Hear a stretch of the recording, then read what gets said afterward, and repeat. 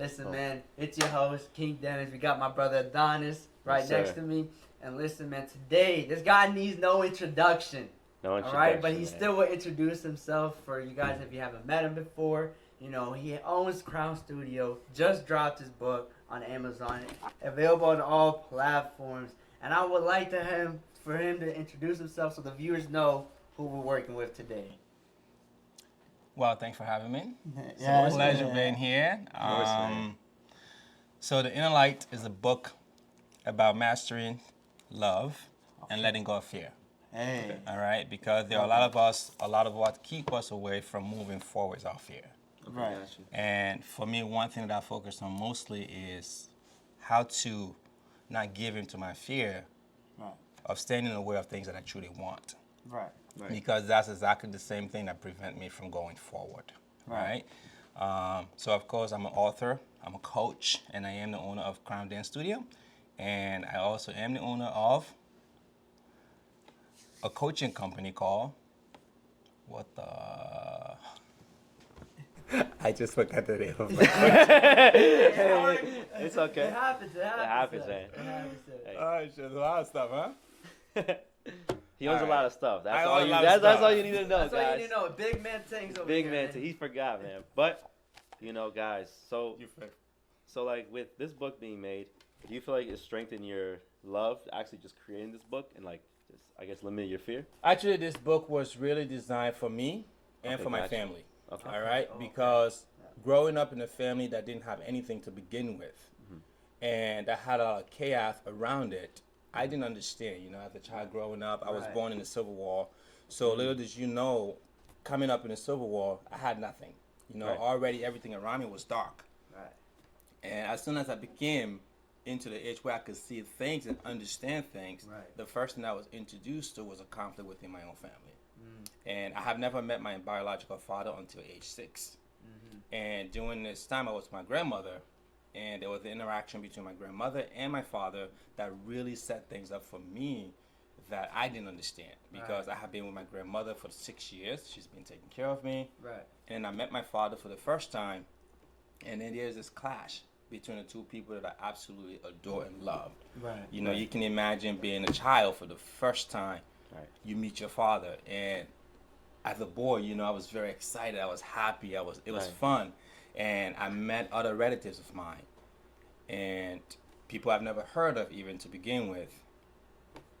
And then a week or two later, my grandmother and I are about to leave, and then I witnessed this conflict between my dad and my grandmother, which actually led to me staying with my father. Okay. You know, it wasn't a decision of my grandmother. She didn't want to have this happen. Right. She didn't really plan on this being a case. We were going away from a civil war, trying to reconnect with my mother and my other brothers and sisters. Right. And as we got through the village to where my father is, this conflict erupts. And it was all due to, you know, my grandmother taught me a very important lesson. And this was at age 6. She says to me, the worst lies you can ever tell is the one you tell yourself. Right. So in essence, she said, honesty is not for other people. It is a character of who you are, you know, and a reflection that leaves behind. So for me, that was a lesson. So as we were leaving halfway out of the village, and not just a little bit of the book, I'm telling you. We were halfway out. My grandmother didn't tell my father we were leaving. I didn't tell my father we were leaving, and I didn't know why my grandmother did not. But then halfway through, and I said to my grandmother, I would like to say goodbye to my father, because I just met him. I was happy. I was excited. Why are we leaving? I'm not saying goodbye. Right. Well, instead of saying goodbye to my father, I was saying goodbye to my grandmother. And after that, I never really got to see her again. And from that point on, just became something of witnessing different life experiences that I grew to, let's say, become comfortable with and accept, because why it wasn't a choice that I made for myself, it was a decision made for me at a young age. Right. I maintained within myself that circumstance in the society where I was, the environment that offered nothing but darkness, it's not where I wanted to be. Right. So the book is called The Inner Light, because although there was everything around me and everyone around me that says there is nothing better than this, for me internally, I always knew that it was better. Right. And I was always seeking out better. So after we left, staying with my father for about 6 years, understanding, learning the way of what you might call grinding life, struggle, for me it was really an opportunity to get to see something different. So you saw like the glass half full instead of half empty with that experience. With that experience, you know, at that age, honestly, I didn't know what to expect. And I really didn't know what was the outcome going to be. Right. I just knew one thing. I didn't want my life to be this. Right. I knew this isn't where I wanted to be. Right. And I knew that I wanted to see something better for myself, better for the people around me. And if no one else was offering this, no one else was doing this, I was hopeful that I could be somebody that might make it further than where I stood in my current circumstances. Right, and I like that, man. That's just Yeah, a snippet of the book, man. Right. That's just a snippet. It's just a snippet. And I resonate with that a lot because I just had my newborn being born on February 1st. And my dad's first generation. And, you know, they came to the country when he was just a teenager. And he didn't have his biological father. He was killed back, you know, in the countries when there's a civil war in El Salvador. So I can just resonate with that a lot because my dad doesn't know how to love because he didn't have that fatherly love, you know? And with my newborn, like you said, I want to give at least you, like, in yourself, you're like, okay, I don't want to be like that. But with me, I want to give my newborn something that I never had, which was like that fatherly love, right? Because the person I look up to, this is my brother right here. He's like my like father figure. That's the person that I look up to as like, you know, my father figure because he taught me literally everything I know now. We're doing the podcast together. We do business together. Like, we do everything together, right? And that's, like, the most, like, you know, everyone wants that connection, right, with their family. But it wasn't always easy, right? Like, you know, growing up, not having our father there. He's really, like, grinding, hustling, being first generation, trying to provide for us, which I can't complain. You know what I mean? He gave us shelter, clothes, food, but that's it. You know, I barely seen my dad a couple of days. Like, it'll be, like, days where he'll be gone, I wouldn't even realize. You know what I mean? And to this day, we're still building that connection. But I love this book because I fear him because of the love he didn't give me. You know what I mean? And I wouldn't want my newborn to grow up like, oh, I fear my dad because he neglected me or, you know, so that's why we're building this life, you know, through just having conversations like this, opening up, being vulnerable, letting go of fear, and moving into love. Which is like, that was powerful. I don't think I could top that, man. That literally hit me because I'm like, yo, like, I don't want my newborn to live like that. You know what I mean? Right. So this book is definitely gonna be on my reading list for sure. I'm gonna read this for sure. As you can see, we do have books over there. We do have a list of books, so it's definitely in my recommended list, right? So for you, man, obviously your own Crown Studio. Do you feel like that helped you? Because I feel like, you know how some people go to the gym, it's like where they can be them. You know what I mean? How did dancing kind of change your life? Not just the book, but also with dancing. Because I feel like some people that feel like that's a stress reliever. You know what I mean? This is where I feel at home. You know what I mean? How does dancing impacted your life among being an author? Well, to answer that question again, I have to refer back to the book. Because life is about choices. Right. And the choices that we have is our own. Right. No one else can force us into making those decisions. So prior to becoming a professional dancer, I have been dancing since age 10. Okay. My family never supported my dancing. Really? They never liked it? They never did. Right. They didn't understand it. Right. They didn't understand something completely new, not even new, something completely out of the box, and it's foreign. Right. Like, what was I going to do with my life, with my future as a dancer? Right. You know, there are many other things out there that I could have chosen. Becoming a doctor, becoming a lawyer, becoming an engineer. Right. For me, in my path, I didn't see it. You know, in my path to this life, everything that I ever wanted was peace. That was my number one priority. And prior to deciding that I wanted to become a professional dancer in 2008, I was also on the quest of becoming a professional soccer player. Oh, so both. Yeah, both. So I was at a junction where I had to make a choice. Right. Do I want to go after something that bring me immediate impact of riches? Right. Or do I want to go something that bring me everlasting and eternity of living with the life that I truly desire, even if that thing's going to take me some time. Right. So dancing was so powerful for me because it opens this door for me to do all of this in this book. I started working. Exactly. Right. I started working on this book in 2011. And So at this time... So it's been in the works. It's been in the works for a long Yes. time. Yes. Oh, wow. And at this time, I'll be honest with you, I was very lonely. I was alone. There was nothing or no one that I could have a conversation with, no one to, let's say, having a confidant that I can just sit down and talk with and understand me the way I understood me. There was no one for me at that time. Right. And then I realized that I had a lot of friends and I had a lot of families that supported me in what I was doing. Right. But the fact of the matter is, I really wanted to have relationship with my nuclear family. Right. You know, and that was so important to me. If I didn't have this peace with my current family, how could I build one of my own? Right. Right. So my quest when I started writing this book, it was due to the fact that this was the moment I started to talk about hope, love, peace, and forgiveness. Right. How to receive all of those things, and most importantly, how to have it and sustain it. Right. You know, so for me, it started with me. Right. Dancing was my way through because what did dancing do for me? It allowed me to be filled and complete in the places where I felt empty. Right. So when I was dancing, it filled the void completely, and it fulfilled an inner desire that I truly had to share love with people. Right. To have compassion with people, to have empathy, being able to sit down and understand, hey, Danny, you're going through something right now. How can I reason with you without judgment? Right. You know? And how can I see you from where you are and not limit you based on our circumstances? Because it's very simple and easy for me to see where you are now and put a label on you, say, this is what you are. I didn't ever want it to be labeled.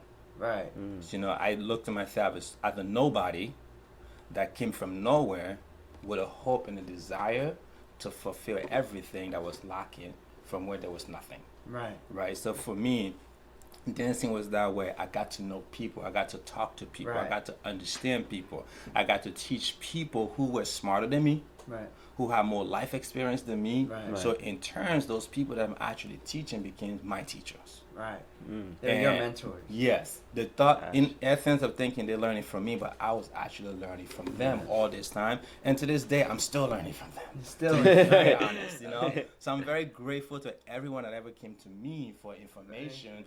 Thinking for dancing, well, I got life lessons from them. Right, right. Because you're an amazing coach, man. Go into one class.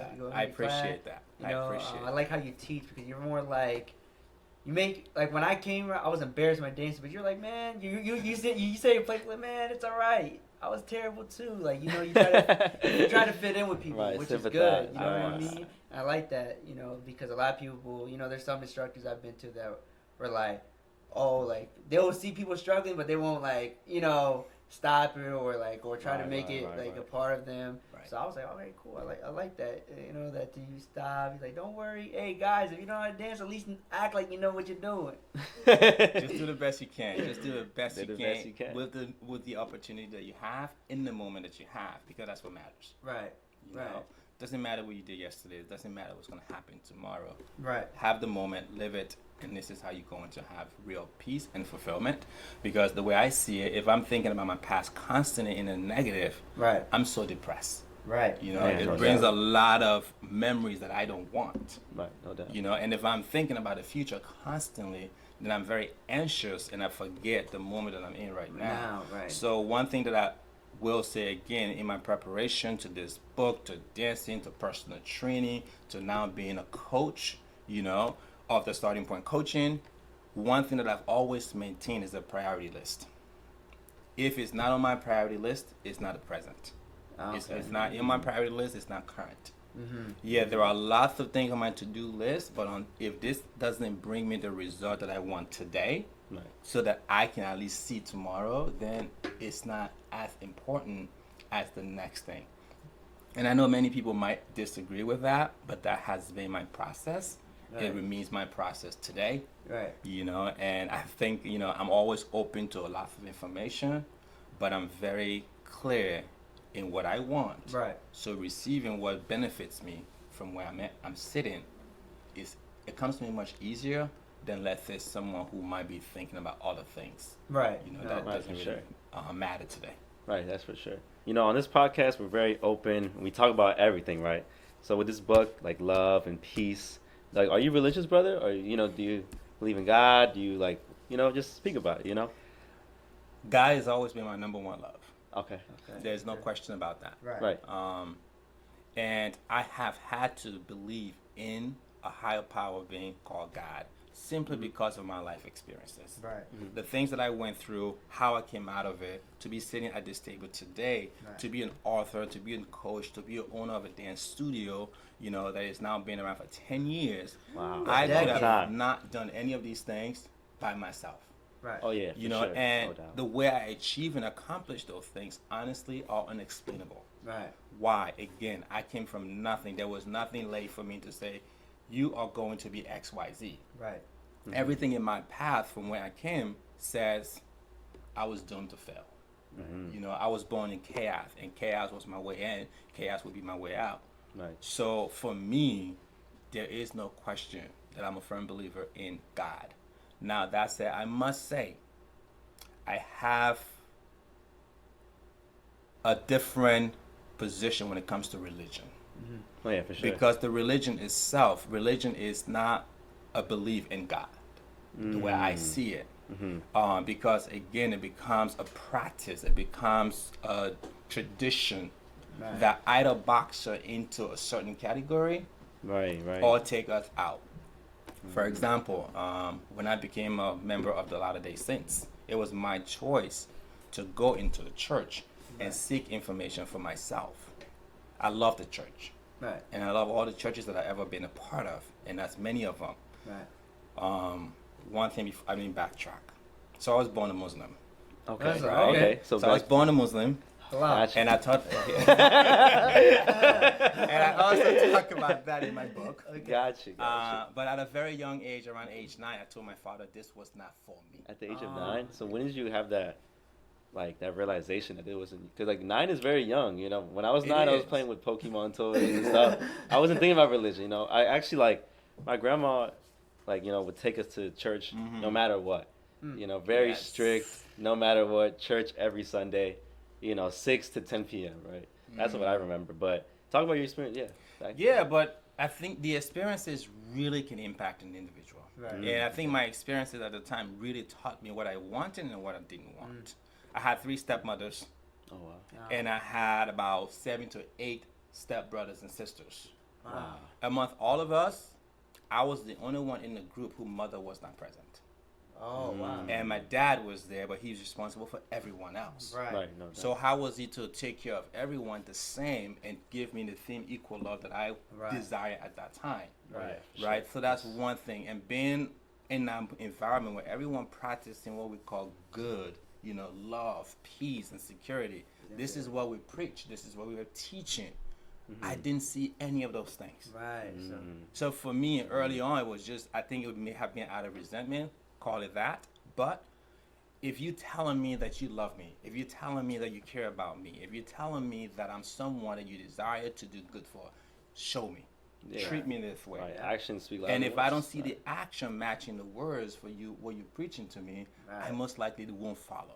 right. So I think early on when I saw the religion that was being preached, and again later I realized it's not the religion, it's not the teaching, it's the practice. It's the practice. You know, and looking at my own brothers and sisters, you know, the people that they're my blood, and my own father and my stepmothers, you know, okay, this is supposed to be family, right? But it wasn't that. Family. So obviously at that point I realized this is not, can't be true. I Right, don't want right. to practice this. Right. And then it was one day, my father, it was around 2 o'clock, they called for the 2 o'clock prayer, and I didn't show up. I got very good. I got disciplined for that. It just, Yeah, my father asked me why was I not there, and the first answer out of my mouth was that I didn't want to practice it. Wow. So again, did I make that decision voluntarily? I don't know. So again, my reason for having a belief in God, of being love and true, is based on the fact that I see it in my own life. In my own life experiences, I've seen that blessings follows me. Like, who was I at age 9 to say this to my father? Right. Like, come on. Right. Like, I just met the dude, you know, he's trying to raise me and teach me good life lessons. Hey. And here I am telling him, no, dude, I don't want what you're teaching me, right? That's crazy. But God is love, God is peace, God is hope. And if that's true, then it's what we owe to ourselves and to everyone else around us. And for me, again, the inner light explained a lot less about God, but a lot more about the individual and how to live your life, how to make the choices that you desire for you. Is a personal development self-help book. You are the decision maker of your own lives. Right. You know, I can't tell you what to do with your life. Even if you came up to me for information, I will not tell you what to do. Right. You know, I will ask you series of questions. I might have, you know, help you figure it out Your advice for yourself with you. But I'm not necessarily going to tell you, hey, Like, this is where you should be, this is where you should be, right? So that's not my place. That's not how I go about my coaching or my teaching. And again, long-winded answer to your question, yes, I believe in God. Okay. Hey, that was an amazing answer, though. You know, I was actually, I met my girlfriend's cousin, right? And he's not really like, you know, categorized as any religion, but like he was saying, like all religions have one thing in common, and that's just love, like in the center point, which is like just showcasing love, you know, acting in love, giving in love, showing up in love, just love in general. If we all can just focus on that instead of, oh, what religion are you, then we'll be at a better place in life, you know. So that's definitely true, for sure. And I hope, you know, religion would take the role of uniting people instead of putting barriers between people. Yeah. And you know, you guys go to church. Right. And how often do we go to church and talk about everyone else who don't go to church? Everyone else who's living outside the box. Right. You know, the way I see it is, if I see something that is so good and I'm living this good life, what is my responsibility?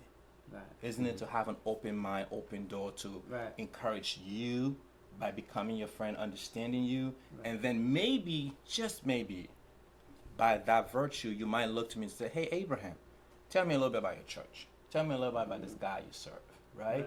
But if I don't do that and I alienate you, all of a sudden you become what we call an atheist, you know, and now we put a label on everyone who says, I don't believe in God. I don't really think everyone that says I don't believe in God is a fact that they don't believe. I think everyone has a belief system. And everyone has love within them. That's an absolute truth. What everyone is suffering from is the lack of understanding. That don't say that you love God and your God is good, but then treat me like I'm ill to your society. You know, how can you go up and talk about me because I don't understand your way of life, your culture, your ethics? That's not what religion for me is about. And hopefully Christian brothers and sisters can take a leading role to say, we all brothers and sisters, no matter what you do. Right, no doubt. I like that. I like that, man. So, you know, we were having a little small talk beforehand.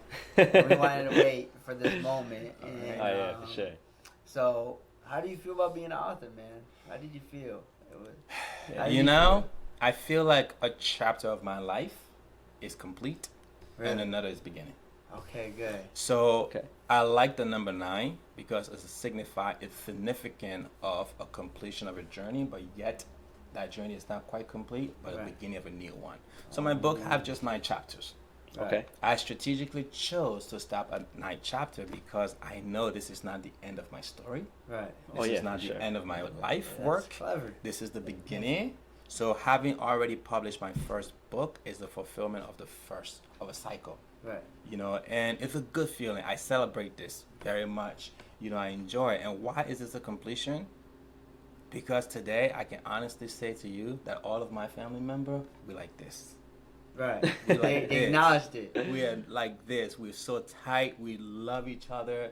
You know, there is no more barriers between me and my family. We communicate on a regular basis. They support me. You know, my dad was here. He took my book. We took a bunch of pictures. He supports me in everything that I do. And my stepmother here, she is my anchor. My entire family have become a huge supporter ever since I took the lead role to say, listen, this is what I want. I want relationship with my family. I'm going to have it. So this book completion marks that circle. Now I have a family that I've always desired.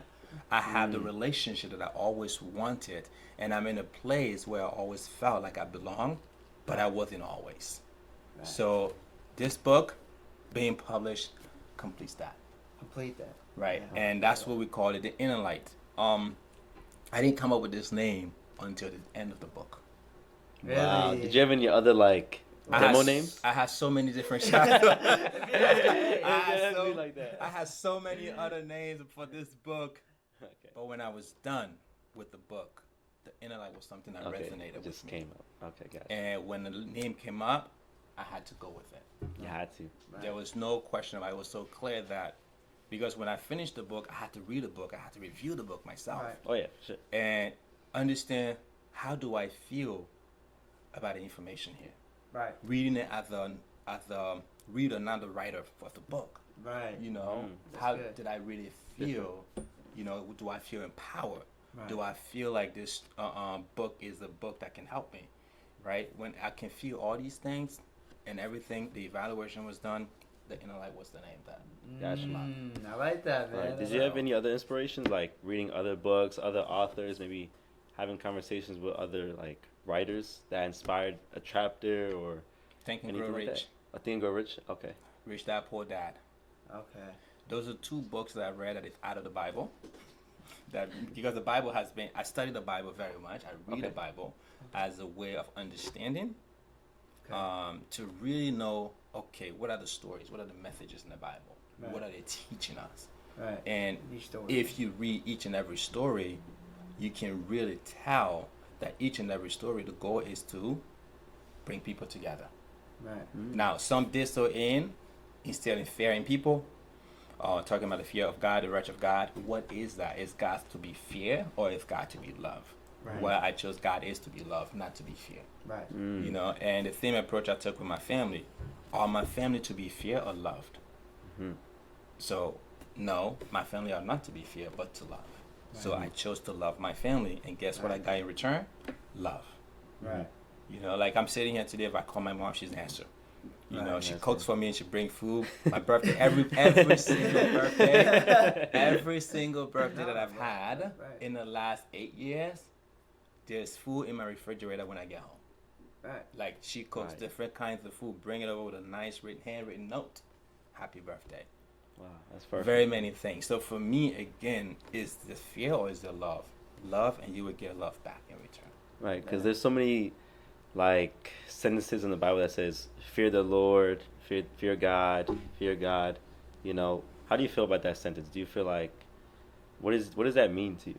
You know, fear God, like everything. I looked at that simply as I love God. Okay. Because if I read a chapter that says, I am God of love, you know, I love you first, so you too love me. The thing about it is, when we talk about fear, again, we talk about it as a perfect segue, right? Letting go of fear, mastering the act of love. So if I'm sitting here and I'm saying to myself, okay, I'm praying to a God that I'm afraid of. Right. Am I truly communicating with this God honestly? Yeah. Am I opening my heart? Right. Or am I just coming to this God and say, I'm afraid that you're going to do X, Y, Z? Right. But if I'm serving this God and I say, hey, I love you because you love me, guess what? I am opening myself completely to be honest and truth with the way I feel in my beliefs. So fearing God for me is love God. Right. Love that. You know? And it is super simple. And the scriptures might say those things and we take it very literally. Yeah. And Sure. even when you talk about what the topic of sin, why not? Like, what is sin? That's the question. That's a good question. What is sin? I feel like, you know, there's this popular like Kanye bar, right? And like I don't know if you're a big Kanye West fan, right? I listen to some of his music. Like in this one song, "No Church in the Wild," it says, "Sin is allowed if there's given permission," right? So pretty much saying like we formed a new religion if we're given permission to sin. So pretty much like nowadays, there's a lot of I don't want to, of course, go into it, but there's a lot of people that do crazy things that are normalized nowadays, but in the Bible it says it's not. you know, Right. it's a sin, right? You know. You know, like let's say like same-sex marriages, or you know what I mean, like just different topics that God has presented, Just saying having sex before marriage. or like murder, You know? like the 10 Commandments. You know what I mean? Just like don't kill, don't steal, don't commit fornication, all these different things, right? Like the list goes on. Like honor your parents. Of course, when we're in a teenager stage, we don't honor our parents. We rebel, right? So there's so many different stages of life, and sin is very different because maybe we'll be like, oh, someone killed somebody? That's crazy. That's so terrible. But then if it's like same-sex marriage, it's like, oh, that's acceptable. That's great. Praise God, right? So it's like, what is sin? What is not sin? What is acceptable nowadays? How do we move as people of love and not people of judgment and like hatred? You know what I mean? To kind of unite the world instead of, oh, you do that, but we don't look at ourselves in the mirror. How do you feel about sin? That's a very interesting and important topic. Right. And I'm not an expert on Can I all add a of little this. bit more? Sure. Okay, go I'm ahead. sorry. Well, I'm not an expert on everything the world is now looking at to say same-sex marriage, but I can't speak to my experiences. Okay. Right. When you go through a civil war, and 3 of them that I've been through, you see a lot of things. You watch people getting killed in front of you. You watch someone getting taken away against their will to go become a soldier. Right. It's very And scary. you see yourself running every single day for your life Right. with the hope to live for another day. And so for me, again, the 10 Commandments in the Bible said, thou shalt not kill. Right. Thou shalt not steal. Right. My grandmother taught me very early on, if you take something that didn't belong to you, it's an act of stealing. So if you want something, ask for it. Right. Right? So it doesn't matter if she's my grandmother and she owned it, it's not mine, it's hers. So I have no right to it. But if I ask for it, she would give it to me willingly and gladly say, yes, take it. So I don't live my life in judgment of people. If you take me back maybe 10 years, I will probably be one of those people who looked at same-sex marriage as the thing that is not allowed. Because my teaching early on taught me that this was unacceptable. Right. Right? For sure. Learning and growing through my life experiences, I've gained many different perspectives to understand where these individuals are coming from. Right. Yeah. And for I've sure. made it now my business to understand said individual. Right. Mhm. Right. Instead of judging them, I'm their friends. Yeah. Instead of questioning sure. their life choices, I reason with them. Yeah. That's big. And if we can all do this and understand those things, and hopefully not engage in conversation Right. that divides, rather Right. we engage in conversation that unite. I mean, we all trying to make good for ourselves in life and unite, right? Right. And I guarantee you this, like there are many people who go through this, there is a reason they went down this road. Yeah. Oh, right, yeah. right, You know, sure. like who Sure. am I to question them? Who am Right. I to judge them? Right. For sure. Right. Right? So instead of questioning, instead of judgment, let me just love them just the way I love myself, just as much as I would love my brothers, my sister. And guess what? You If work that out. individual was my family member, what would I do then? Right. That's true. That's true. That is true. Because, like, you're a very influential man, I'm about to read this book. You influenced me to read this for sure. Yeah. I hope you, know. do. I really hope you, do. Gonna get a Definitely review gonna read after this we're for done. sure. I definitely would look forward to seeing that. And like you're owner of a studio. You have so many people, so many different walks of life coming in, coming out. With different intentions, different goals. Maybe not good intentions, maybe great intentions. Like, so how do you manage all those people that are coming in? Like, how do you manage all those people? Yeah. It's like, simple. It's very simple. When my door opens and somebody walks through my door, they're there for information. They're there to seek help. They're there looking for a community, looking for something to fill the void that I once had. So it's very easy to look to someone walking through my dance studio and look at myself and say, wow, I remember when I walked through the dance studio, I was empty. I was looking for a community. I was looking for friends. I was looking for a place to belong. So when somebody walked through my door, what do I want them to see? That they see Crown Dance Studio as a community that they feel comfortable in. This is their home. This is your home away from home. When you walk in these doors, you're not a stranger. Right. You're a family. You're a member of the community that we build in. And for me to be able to fulfill that is to not see them as flawed. Rather, as good human being who comes to unite the community together. Right. Because without those people walking through that door, there is no Crown Dance Studio. Right. Right. You That's know? big. And if I judge you the moment you walk through the door, guess what? Right. You're not coming back. Yeah. Right. It's just not won't come back, you know. So sure. it's very simple to do that because I'm not looking to your flaw. I'm looking to the good in you, and looking only for that, and showing you hopefully the goodness that is in me. That's the intention that I have for you to succeed once you walk through the door. Yeah, okay, I Gotcha. love that. That's actually really good because a lot of people, like, I'm not a big dancer, right? You know, I only know a couple things, but like some people are scared. You know, some people are scared to like, oh, like Dennis just mentioned in the beginning, he was scared to walk in the studio, but with your teaching, you made him feel welcome. And others, many others that are beginning in dance or even advanced levels or intermediate, you know, through your teachings, you allow them to just grow, no matter what level they're on. But with that being said, how was your first teaching? Do you remember your first social, your first person you taught? Were you frustrated? How did it go as planned? Yeah. Have you grown ever since? My very first student, I Uh-huh. still am in communication with her. Really? Oh, okay. Okay. And she There we would go. tell everyone every single time that he was my first teacher.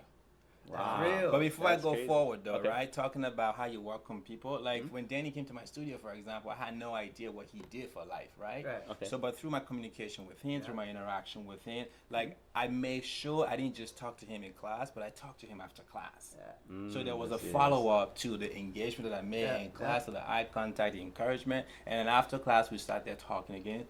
He asked me several questions, which again we got to talking. Before I know it, he's wrote me talking about a podcast. I'm like, okay, so I didn't know who I was talking to. Right. It didn't matter. It mattered that this individual was in my class. He wanted to do something great for himself.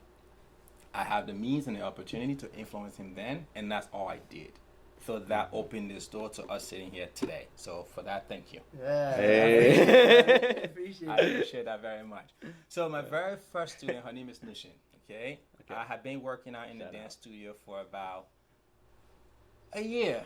Okay. And I was still doing my training, and I'm Right. still going there. I haven't guided any student yet to Right. teach except assistant group classes. Right. Okay. So got it. imagine being in the studio assistant group class for a whole year, and you're a teacher, and you're very anxious to teach. Right. Right. Get out there. Get out Let there. loose. Get out there. No, Right. I was assistant, and to be honest, I was one of the better dancers in the studio. Right. Right. Also, one of the better communicator as far as engaging with the audience in the studio. Right. So there is something, again, you have to always be ready.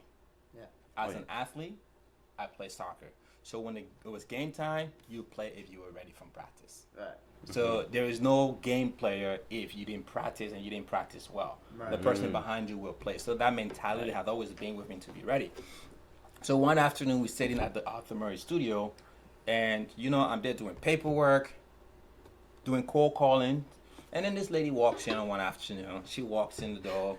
Nobody wanted to teach her. Really? Nobody wanted to teach her. What? And, of course, I got tagged to teach her. Right. Right. And I took her to the floor. We got to talking. She was so excited. I've never seen someone walk in the studio so excited. Excited, yeah. And I was equally as excited because this is my first real Right. private lesson with a student. I'm like, yes, let's go have some fun. Uh-huh. We got in the flow.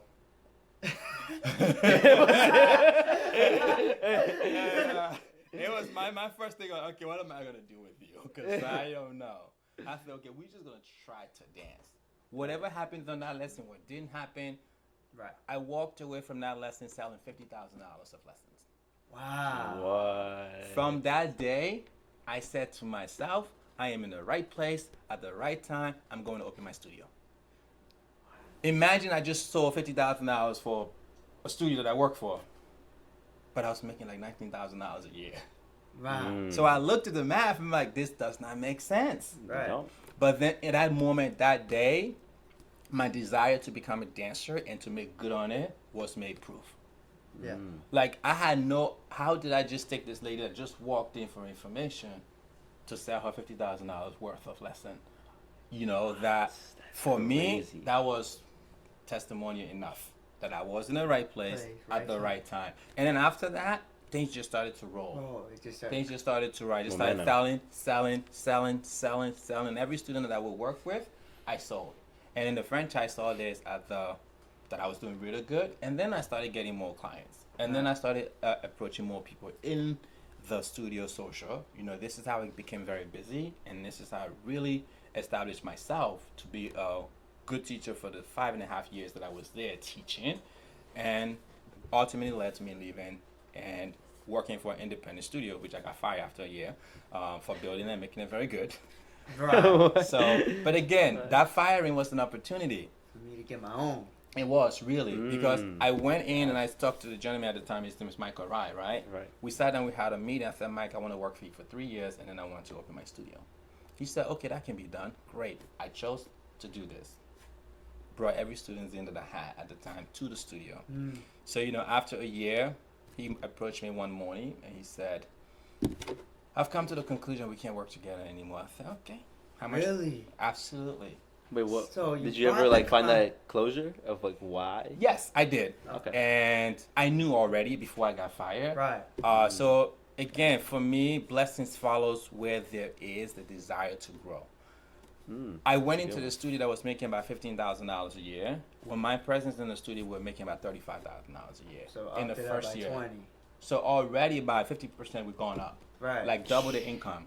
That's crazy. So that instantly tells me, okay, I'm bringing in a lot of revenue for the studio. The studio is doing good.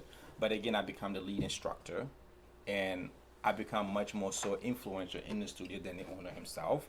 And I think So he this, didn't like that. I'm saying this really from the bottom of my heart, to be honest. Right, If you are a leader Right. and you have an asset, or what you might call an asset, or an individual that comes in and build you up, continue to promote and push that Yeah, individual. that's what you Step want. aside. I was hopeful that this would happen, but after a year, it came in exciting on one Monday People were morning. thinking it was your studio now. Remember, right? It was. Remember, though, I was working to open my own studio. Yeah. Right, So right. I wasn't That was working for him as if to say I was working for him. I was working for my development Right. to open my own studio. Right. Like an internship. Exactly, right? But in the same time, I was being very fair and honest with my dealing to put more money in the studio. So immediately after I got fired, and I asked him, how long do I have? It was effective immediate. I got fired. Wow. No days. The next day, I'll tell you this. The next day, I bought a convertible. Wow. Is that the Mustang right there? Nah, that's not a Mustang. Okay. It was a Sebring. Oh, okay. Okay. The next day, I went and bought a Sebring, and then I was dating a girl at the time, my ex-fiance, who I actually talked about in this book. Right. I drove to pick her up for dinner in my convertible, and I sat outside for a bit thinking about how I would tell her this news. I didn't know. She know that I got fired. I have no job. So first of all, dinner might be on her. Hey.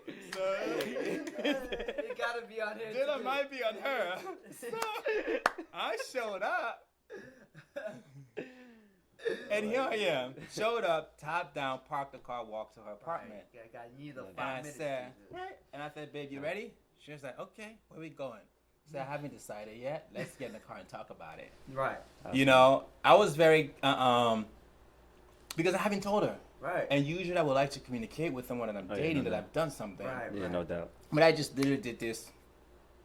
I got fired. I'm like, I got a pay raise. So bought the car, instantly drove to her the next day. There. We came into the car. I have the key in my hand. I walked to this convertible, brand new, sitting right there. And I'm walking looking around nice. it.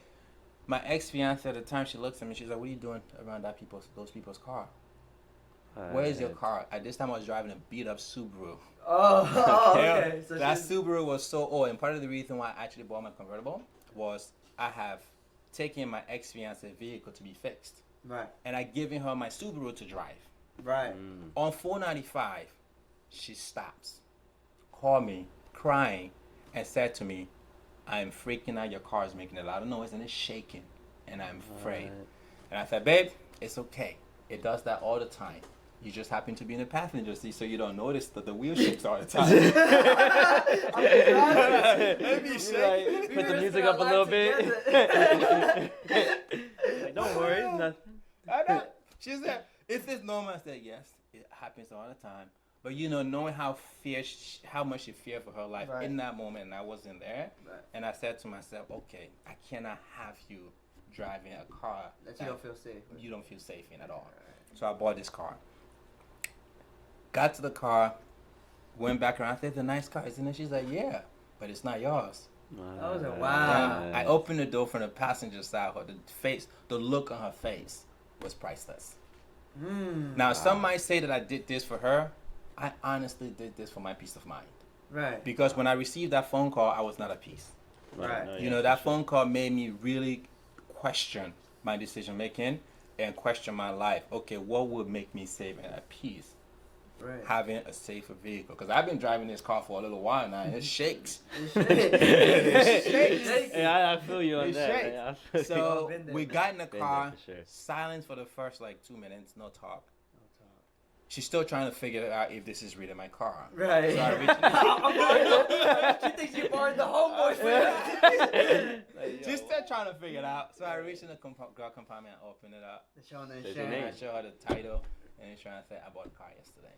And I said, the reason I bought this car is because, number one, it was time for a change. But number two, I just got a pay raise by being fired. She said, well, how you get a pay raise by being fired? I said, well, I was making $30 per lesson. And I was selling lessons for about $85, $90. Well, I've built enough clientele. Now I just have to worry about paying a floor space $15. And my income now is I'm making $75 per lessons. Right? So I can justify buying this car. Because even though I'm fired, I just got an increase in my pay. You know, Right. my good deed, my services to the clients that I have brought in myself and to the customers that I've served told me that even if I leave, I'll be okay. So the next day I registered my business with Internal Revenue right away because I've already had my business plan that was ready to go. The only thing I was missing was the registration. Right. I registered the business, got my EIN number, Right. contacted all my clients, the ones that would still work with me. I did lose some clients Right, of because course. when something like this happened, people don't understand why. Oh, yeah. Like, I got fired. What good explanation can there be? Right. Right. Doesn't You look know, good. It doesn't look good. Right, Right. for sure. Right? So I did lose some clients, but then the ones that stuck with me, that know and trusted me, came along with me. Right? But then at that point, I started building and building and building and building, and I never looked back ever since. So the closure came really after the next week. I drove to the studio to pick up my check. All my coworkers were there to look down the window. There's a convertible. They saw me getting out. I didn't even see they saw me getting out. And I go upstairs. They asked me, "Did you buy a new car?" I'm like, "Yes." "Are you having a midlife crisis?" "No." What? Why would they ask that? Like legit. This is what, and her name, my manager at the time, my supervisor at the time, her name was Giselle. She's still a good friend of mine these days. that's She good, still that's refer good. customers to me. That's good. She looked at me, she said, "Abraham, you just got fired." I said, "Yes, but I also got a pay raise. And now I can do these things because I have the extra income." And she looked at me, and then LaShawn was also one of the girls that was working at the studio, and Katie I was dancing with at the time. They looked at me like, "We hope you know what you're doing." Right. Like, They had no everyone, faith. They were worried for you. Everyone around me was concerned about me. Right. Like, all my close friends were really concerned. Even my best friend, when he saw my car, he's like, "Dude, you crazy?" Right. Like- What year was this? This was in 2013. Oh, 2013. 2013. Wow. So this was 2013 when all of this is happening. And that's when, 10 years again, yes, that's exactly when Crown Dance Studio was being born. You know, this is the moment I realized it's 2013, I'm going to go for this. I've been wanting this. I've been working at this. It's time. Right. So by being fired pushed me to accelerate my progress, my process towards achieving my goal to Crown Dance Studio. You know, so That's where it all began. the great short story story right here there. is the good moments are actually made out of what we consider the bad moments. Like a blessing in disguise. The blessing in the sky, and really it is the way through it. You know, because if I had looked at this any other way, I would have saw Right. different Panicked. outcome. Oh, how am I gonna Exactly. write? You know, so I called Micah Rye and I let him know that thank you. I really Right. appreciate Love it. you. Handle Had it like you a not, man, right? yeah, for sure, and I really meant that from the bottom of my heart. And I said, I appreciate you for firing me because you showed that I was ready for what I always wanted. Right. You know, I don't know if he believes me at the time because he didn't say much, but then years later, after the dance studio closed, Dance Bethesda, I ran into him at Lifetime, coming down the stairs. I heard a name, and of course, I will never forget his voice. Right. You already knew. You already "Hey, knew. Nate!" And I turned around. He asked me, "Hey, you got time?" I said, "Of course." Let's sit at the bar. So we sat at the bar, and he candidly came up to me. He said, "You were the greatest mistake I ever made." He said, "Had I kept you, I would have still been in business and would have been doing great." So from that moment, he chose to approach me and be honest with himself. Right. Because definitely. I had already been honest with him. I shook his hand and I hugged him and I said, Mike, I love you truly, and I appreciate you honestly. If you ever need to use my studio space, come and use it. That's true love, man. So that's true there was a Even closure from That's both true love sides. right I here. told him I was okay with him. He called me up and said to me that he was sorry. You were the greatest mistake I ever made. Had I kept you, the studio would still be there. Wow, so the studio's not even there no more. No. It's a different business? Or? No, the studio closed a year after I left. After I was fired. Wow. But that's what just happens, man. You know, hey, you know, sometimes the jealous and envious. Crazy. You know, shout out J. Cole always talks about that. You know, I don't know if you ever read this one book by what's it called? David Green, or he made this one 48 Laws of Power.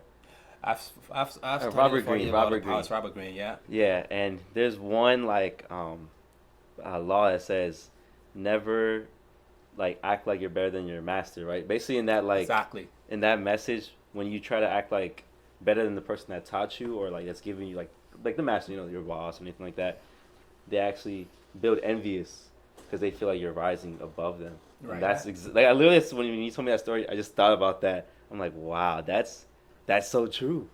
Because when there's a lot of truth to that, you know. There's a lot of truth to that for sure. For me, now in my business is to really try to who on my staff is showing more interest. Right. Who on my staff is showing the willingness to be better. Whomever is in my presence in that moment that showcase that they want to do better, that's the person that I'm focused on. That's the person I'm focused on.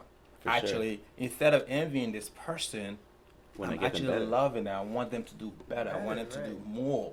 You know, until they say to me, this is too much. Great, let me take that back. Then there's another person that step up. Whoever is in that moment right now showcasing their ability to be credible, that's the person I'm supporting. Right. So those are like the guys that when I went to your class, like I saw that you were the last instructor that came out. Obviously, you know, the head honcho got to come last. You got to finish the class. So, like, are those are the guys that you're talking about? Most of those guys, exactly, yes. Okay, yes. that one. You happen to see Giselle and Javi were the one teaching. Oh, that was them? Yeah, they're actually great dancers. So, it was good. Yeah. Good. Yes. So, like, for you, man, like, when you first started, what are, like, for example, someone else, like, one of my homeboys was on Ardiente, the team that performed at your studio.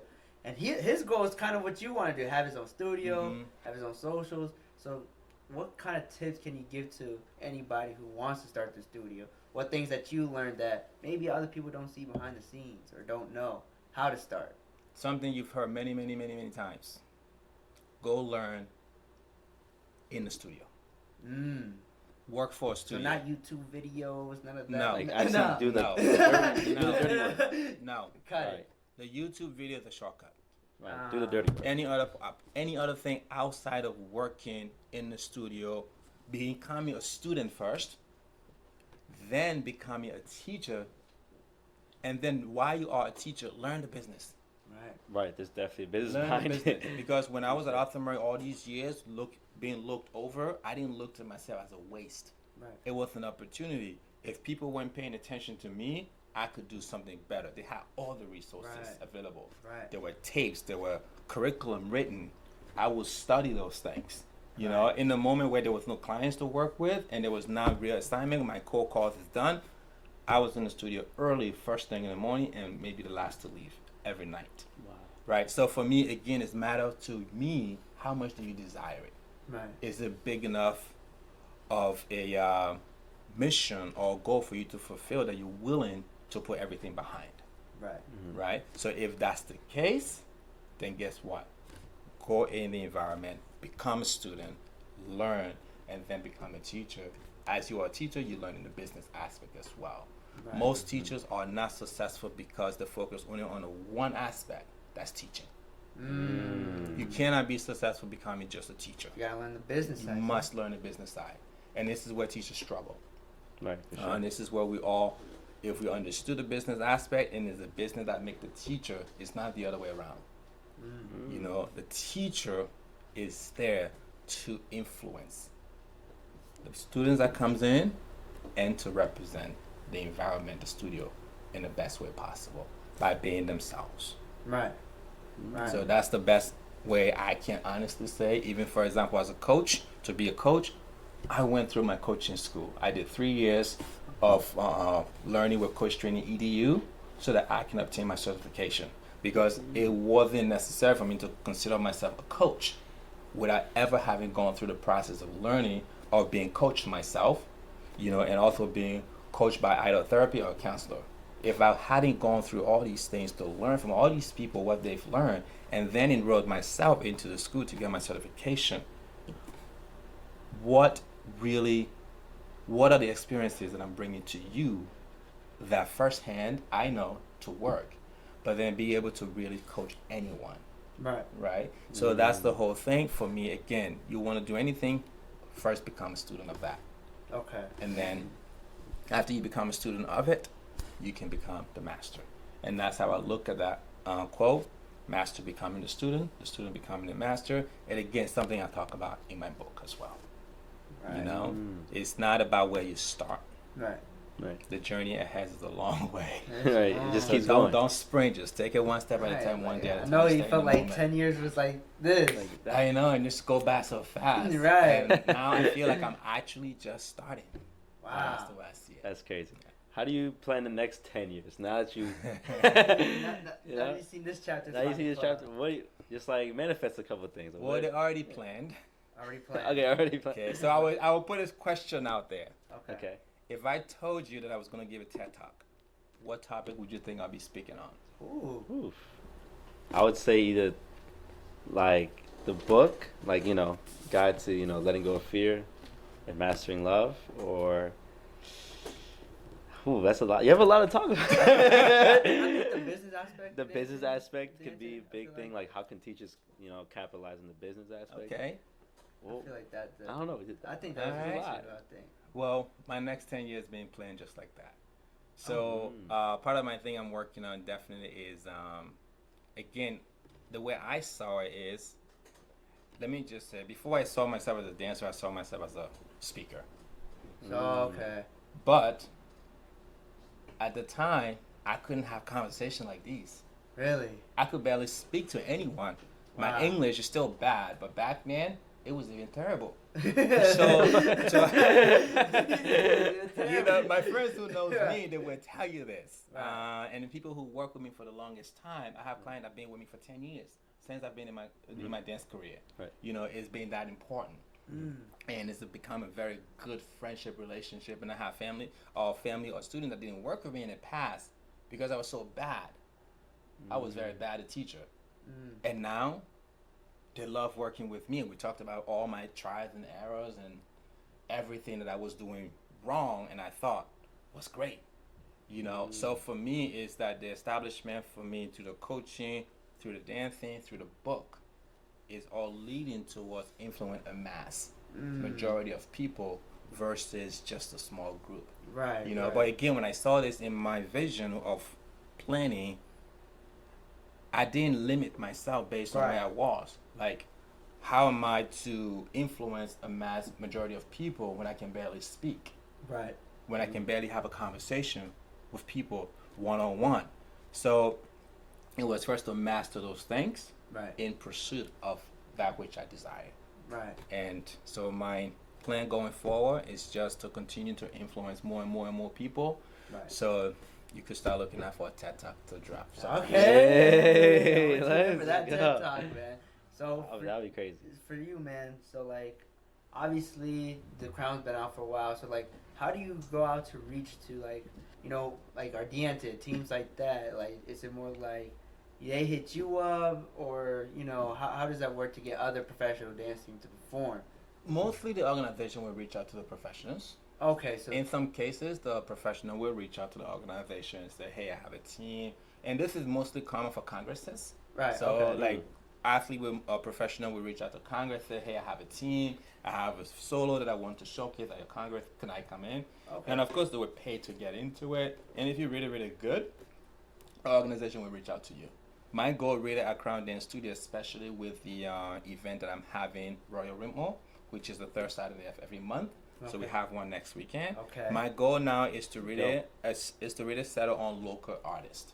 Okay. No, more so than bringing international artists, I want to feature local artists, people who are in the community, people Right. who are around wanting to build themselves up, Right. rather than going over Okay. bringing international artists. So I got one international artist that might come in next month, but that's about all I have on my roster of people that will come to do the event, because I really want to support the local community first. Right. First. And then when those community members are strengthened and they become something good, of course they start becoming less and less available because now they're busy. Then the next generation of people can start rising. Right. So with our Diente, they reached out to I you. reached out to them. I reached out to Yeah, them. I reached out to them because I really enjoyed what David is doing with that group. Right. I really love what he's doing with the kids. He's an excellent dancer. He's a great person, Right. great personality. And when I watch his videos on Instagram, I love them. Lots of passion, lots of enthusiasm, lots of energy, lots of hard work that they put into it. Right. So I really appreciate and admire all of the members on his team. Mm-hmm. So, and I'm looking forward to definitely bringing him back again with his team to do some good work, because they did a great job. Yeah, they did an amazing job. They did a very good job when they came in. People loved them, right? We were actually supposed to have them, I think, the last one, but they were not available. So again, they're busy. They got things going on. So I'll reach back out to him again to see when he has time. Yeah, no, they killed it last time, the last They social, good. man. I can't wait for this one, man. Right. You got me excited. Me too, Talk me about too. this upcoming social on the 18th. This upcoming social on the 18th, I'll be teaching 2 classes Okay. with an artist from New York. Okay. Her name is Julia. So she'll be coming out here on Saturday to teach, and she'll be doing a performance. Okay. And we have a local group from the George Mason, Azuka. That's a Salsa and Bachata group, but they do a lot of different things, so they're also coming to perform. So we have 2 performances, 3 classes from 7 to 10, and then social dancing and a performance within the middle from 10 to 1:30. Okay, there we go. That's the lineup. That's the lineup. lineup I'm right some there. heavy hitters. Some Looking heavy forward hitters. to it, man. It's definitely gonna be lit. It's gonna be lit for sure, man. So That's actually amazing, man. So we talked about a lot of things. The inner light. This was amazing. thank you. Your whole dance career, like just getting into it, transitioning to now, having the Crown Studio. Everyone's happy with it. Everyone loves it. Now 10 years down the road, TED Talk on the way. Man, this is exciting, man. This is exciting. You're making me So, just excited, man. What made you get into dancing? I know we never asked you that. What made you? Like instead of soccer, you were like, man, dancing, man. Like this is the thing. Was it the woman? I wish. I really wish I could say yes. Oh my God. Hey, all the Latinas love it. I really wish I could say yes, it was the women, but the truth of the matter is it's no. It was not the women. Because if you look at it at that time, I could have gone and signed a good deal and really pushed myself to be a professional soccer player, right? But I chose dancing because I've been doing it my whole life. And back to the village where I've met my father and I was in this environment with stepmothers and stepbrothers, Right. I was alone. You were the only dancer family. No, I was alone. I was lonely. So I would literally go. Look, in Africa, we just dance, okay? When there's a drum roll, you just move. Right. So we do it for fun. Fine. But I had to remember how I felt when I would do my African style tribal dance, Right. So for me, dancing was always a way forward to bring peace to my life. Right. Whether or not I was alone at the time and I felt lonely at the time, completely unloved and unsupported at the time, dancing was my love. It made me feel complete and whole because it was the one thing that I could do with self-expression and communicate myself loudly enough through my movement without speaking a word. So I may not speak a word, but my movement will be powerful enough that you will hear within me what I was feeling, the passion. And, but prior to becoming a professional dancer, something really interesting happened. It was back in 2007. I went to Stockholm Salsa called SOS. This is one of most, it's established by Air Rush. Right. It's one of the most long-standing social organization in DC. Right. I went to that event and it was the 2 or 3 years anniversary, and I remember sitting there, not dancing at all. Right. It was my first time there, and I haven't really put myself in an environment where I dance with other people. So the entire night I was there with a couple of friends. Right. They're dancing and having fun, and I'm admiring what they're doing, but at this time I haven't done any partner dancing. Right. Just hip-hop and African style dance and a little bit of contemporary dancing. Mm-hmm. So this was a new world to me Right. to see it. And the friends that I went with, they play soccer, so from the soccer team, a lot of Latinos. So we went out, and I didn't dance that night. Really, nothing. No, I was so uncomfortable. I froze. Wow. Like even the ability for me to step off the stage to dance with somebody, my hands were shaking, my feet were shaking. I was Right. overwhelmed. Oh yeah, for sure. But I left that night thinking again, I want just this to as the way it happened with the vehicle situation with my ex-fiance, I left that night saying to myself, no, this can't happen again. Yeah. So instantly I went back to the dance, Yep. started learning those dances right away as a student, so I can become better at this, so that the next time I went out, I would be better. Right. You know, and I didn't want to sit out because I love dancing, Right. but Just I was staying never there. dancing with somebody that was new to me. So to be able to just stand there and freeze, that didn't make me feel good at all. It was Right. the Yeah, for sure. one and only time in my entire life of dancing that I felt completely out of place and Wow. empty. So I didn't like that feeling. I didn't What want was it? that Bachata, feeling. salsa? It was bachata and salsa. Oh, Yeah, dang. it was salsa and bachata. The things you night. love.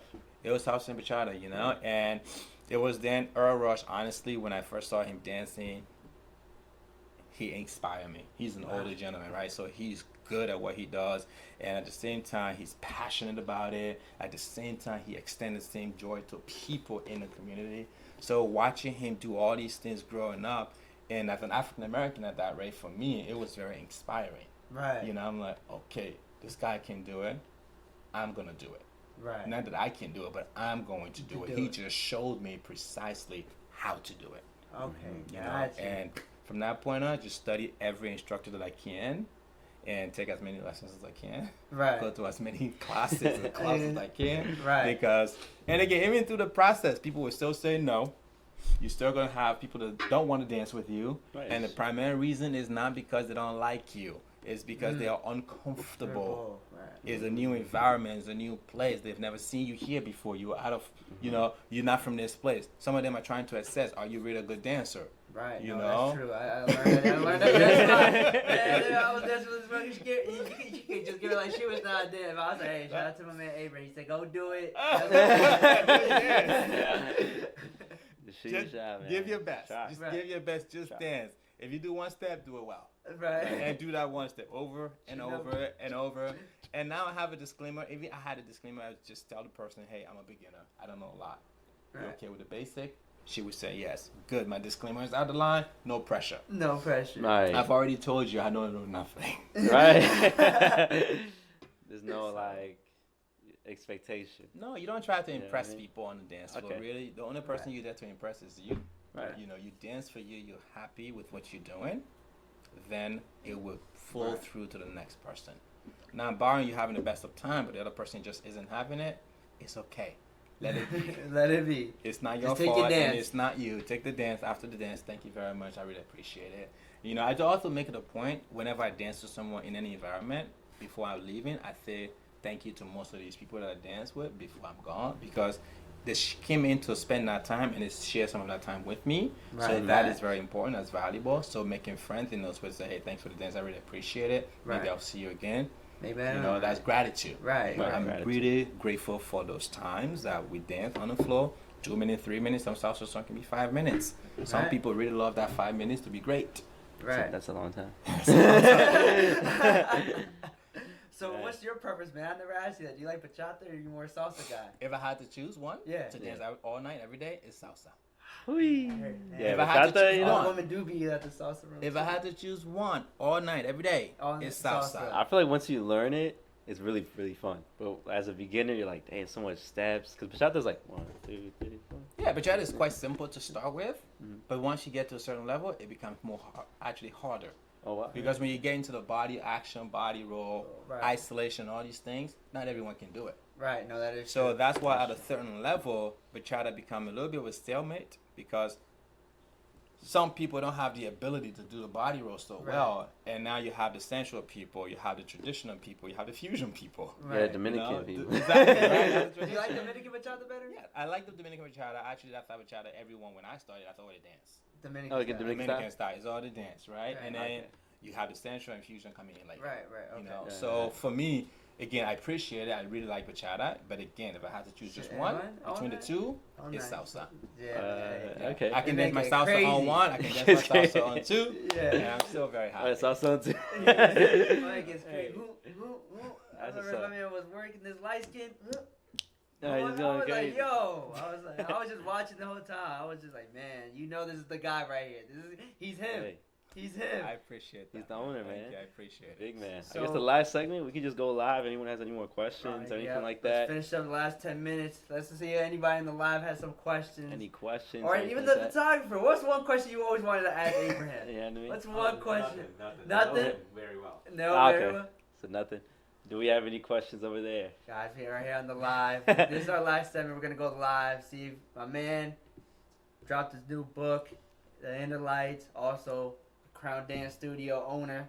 And listen, man, he has the next event is March 18th. 18. March 18th. March Social 18th. dancing. He's teaching classes, and he's bringing other professional dancers to teach that night. Mhm. I will definitely be there. All right, looking forward to There seeing we you go. there then. You know what I'm saying? If there's any way we can like help support, whether it's like bringing free samples to your spa or anything like that, just let us know. Okay, And, you fantastic. know, I we- appreciate it. Well, this is a course. great deal of help, so thank Right. you again for having me Right. Right. to introduce my book, to Mm-hmm. talk more about Crown Dance Studio and dancing, Right. but also to talk about the Starting Point Coaching, which is my coaching company that I start as well. So all these things are going hand in hand. Right. To someone, it might seem like a lot. Right. They're all just one thing geared towards helping individual and the majority of people. So they all Right, revolves right, right. around helping people. Right. You know, and for me, For that's sure. my passion. And the person that I can help the most right now, first and foremost, is me. Right. Mhm. You know, and Yeah. then if I can help myself first and foremost right now with the intention and desire to extend that to other people, Right. then it can be done so easily that I'm never really getting tired of it. Right. Right. Because You they know. always say you gotta pour into your cup first before you're able to flow out to anyone else. Yeah, You know, you can't give what you don't have. absolutely not. That's Nah. definitely true. No. I have But- a question. Okay. What's There the you go. question? So you mentioned about you being stuck in a box or labeled in a box, right? Do you believe there's even a box? Like, do you believe that people can just be freely themselves? Or for those that do believe they're stuck in a box and can't exceed to what they want to be? Like, for example, you becoming a dancer, it wasn't the norm for majority of people, or even thinking that that can be something created as a career or something that they can even make their dream like become a reality. So what would you say to those that are in this box at the moment or want to get free themselves, or like something limitations that they can through with themselves? Excuse me. First, for me, there is no box that I put myself in. Box limits me and my ability to grow in the directions that I desire to go. My circumstances may see and show me where I am right now, but they don't define the outcome or the man that I become. Now, what the circumstances do define a man, take the box, get rid of it, look in yourself, really ask yourself honestly, where do you feel the most complete and at what time in your life? And how frequently does that occur? And conventional wisdom of what society might say that you're good for, that's great. Yes, there are good advices. People can see you and see you in your light, but it's really come upon yourself to choose. Where do you see yourself? And it doesn't have to be one place. It doesn't have to be two places, you know, and then find a way to get there. That is the hardest part. You see yourself somewhere, but now how do I get there? You know, and that's where people can really help you. Once I see myself somewhere, then I'm going to find people who have done this, who are currently doing this, who have gotten there, and I want to learn from them so that I can get there too. Thank you. Appreciate it. It is. Okay. Another question, Nate? There we go. ahead. So you becoming like throughout even 10 years, even before you started Crown, like what do you believe had you had to overcome within yourself, like things, whether it be like your personal experiences, like trauma, things that you had to pull out of yourself to be where you're at right now? The first person I had to overcome was myself, because my fear were my own. I created them. I made them. So overcoming those fears that I've instilled in me so much so for so long with my family, what they might think of me, how they might treat me, why they disagree with my decision and choices at certain times. Right. How could they support me in something now if they already said no before? Most of these things were not outright said to me. Some of them were outright done to me. And then some were outright said, but there were certain things based on what was said and what was done created a fear within myself. So for me was to overcome myself and letting go of that fear that says to me, I cannot share my dream or my vision with other people. I cannot pursue this because this isn't going to work. Whether it was dancing, that I was told that I wasn't good enough for dancing and that it wouldn't work. And dancing didn't come easy for me. You know, many studios. The reason I ended up working in Virginia is that no studio in Maryland would hire me at the time. You know, and there are lots of reasons behind that. Honestly, when I started to dance, there wasn't a lot of African American or black people doing ballroom or salsa dancing. So I had to overcome that to say, okay, I want to be here. So as a African from Africa, representing in the Latin community doing salsa and bachata, and then also the ballroom world, there was a lot there to overcome, even to this day, to many people. So the first person I had to overcome was me. But again, I identified what it is it did for me, how I wanted to pursue this, and then I sought out the people that could help me. And I was very blessed because I just needed to see one black person doing this at the highest level. And then I saw that one person, I made it my life mission to get in touch with them. His name is Emmanuel. So I made it a point to get in touch with Emmanuel. It took me 3 years to finally meet him, but I did. And from that moment on, when I met Emmanuel, I told him what my desire was and how much I've been studying him. He took me as a brother under his wing, and he taught me a lot about his experience coming from Haiti to the U.S. and being able to make it through to become a champion, right? He showed and taught me that I could do it, right? And then beyond that, I found other coaches, but one of the most important persons in my life, she wasn't black, she was just an honest person, Patrick Moment. She now lives in rest in peace. She really took me by the hand to show me how to survive in the dance world, but not just to survive, but to thrive in it. So again, the goal is to overcome myself first, my fears, and find people that will help me accomplish the things that I want, and take all the excess out, take out the garbage of people who says that you can't, bring in people who say that you can, and you will. And that's the best that I can say to anyone going through any situation right now, trying to overcome and achieve anything. Man, I love that. Love that. I love that, man. For real, You know, for real. There's a lot of people that say you can't, especially in this local area, right? There's not too much people that even make it past this surface level, right? Right. So even like at your level, it's so uncommon to see that you have your own studio now. You know, you're focusing on now making a TED Talk, having, you know, even like time to create like a book. I can imagine you did tell us it took us, 10 years to create. Yeah. So it wasn't just like, 1 year, boom, No. So it's just so much that you've accomplished. And like, we're honored just to even have you on our podcast, showcasing everything, telling us your story, being vulnerable with us, today. Right. And just being here, having your time. Right. Is amazing. I don't even want to leave, bro. This conversation. I appreciate it, man. Thank you. It's so Thank great, you. man. It's, and I hope we can come on Saturday, on the 18th to, just celebrate and just be there to, really see the Gotta real, get the full experience. right, full experience, I got the full experience. All right, just, support. It was definitely dope. Like you said, without the people, there's no crown. Absolutely not. Absolutely. So, yeah, Yes. so just honoring that, man. This is great. All right, Th- man. But does anyone have any questions on the live? Or anything Any like questions online? Has there been any questions?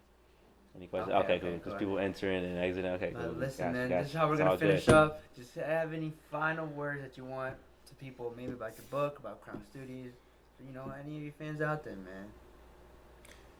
The final word that I had really is just a word of gratitude. Gratitude. Grateful to everyone that have been in my life to this point. Grateful to this opportunity to have. Very grateful to the photographer, videographers, and that is VerakStudio.com. Yeah, behind the You scenes, know, my making man. the magic Verak happen. he's become a very important person in my life, and he's one of those people, again, when I first met him, I instantly saw something great in him that real. I knew That's would love. benefit both of us. Right. And at the time when he came to my studio, it was really bare with no leads. He came to dance socially, and I made sure that he stayed forever. So I didn't offer him money at all. I offered him my honesty, my desire for what I saw him as. Right. And he saw that. He believed in it. And to this day, he's become an important person in this book, this cover. He took this picture. Hey, Wow, shout out to my hey, man. shout out. Verak Studio, Verak photo. He took this photo, and but he doesn't have any royalties.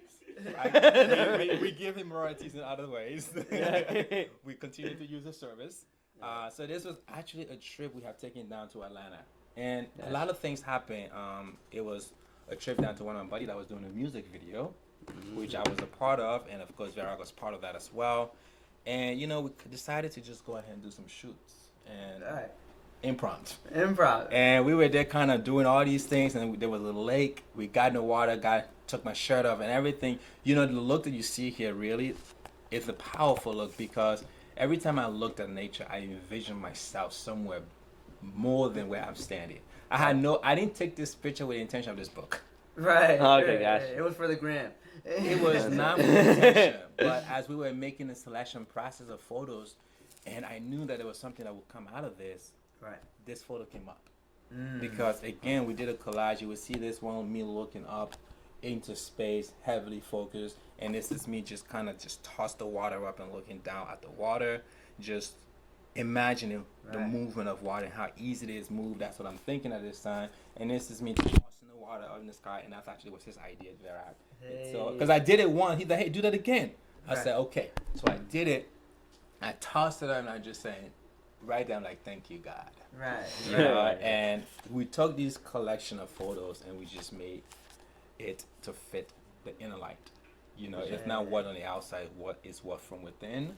So today, the message is love fearlessly, live fully, and do that every single day. Hey, I love that, let's man. go, I love that. And just like that, guys, we out and we complete. And don't forget, he has on all digital platforms. Hey, if you want the book, buy from him personally. And also, go follow his Instagram at Crowndown Studio. Yes, Right? Crowndown Studio, abraham.crown.dance. Yep. And you will find anything that you want about the studio, Crowndown Studio, all on my own personal page. There we go. Hey, And there then the we go, book is man. on Amazon Live. So look up The Inner Light by Abraham on Amazon. Also on my website, abrahamsannoh.com. There we go, There we man. go, man. And now that we are out. Peace. Thank you. Let's get it. Hey.